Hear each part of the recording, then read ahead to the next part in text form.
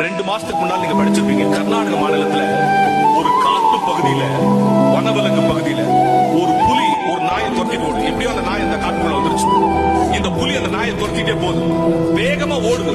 இந்த புலிக்கு பயந்து நாய் ஓடும் போது அங்க அந்த வனவிலங்கு காவலர்களுக்குன்னு ஒரு கழிவறை இருக்கு. அந்த கழிவறைக்குள்ள அந்த நாய் ஓடிச்சு, புலிக்கு பயந்து. பின்னாலேயே புலியும் போயிடுச்சு. இது ரெண்டும் போன போர்ஸ்ல இதுங்க ரெண்டும் உள்ள போனோம்னா கதவு க்ளோஸ் ஆயிடுச்சு. நல்லா புரிஞ்சுக்க, இப்ப கதவு க்ளோஸ் ஆயிடுச்சு.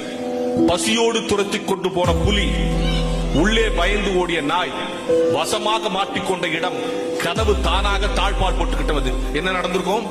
அந்த வனவிலங்கு ஒரு மணி நேரம் அமைதியா இருக்கான். போச்சு, முடிச்சு போச்சு. ஒரு 1.5 மணி நேரம் கழிச்சு கதவை திறந்து பார்த்தா நாய் ஒரு மூலையில ஒதுங்கி கிடக்குது. புலி பயந்து அப்படியே மயங்கி கிடக்கு.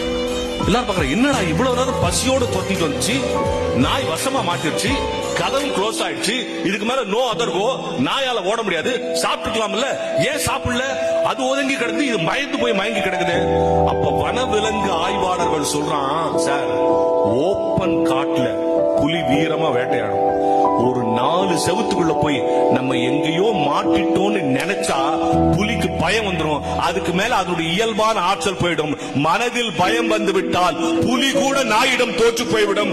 எனவே சவால்களை எதிர்கொள்வதற்கு மனசுல பயம் போயிடுச்சு.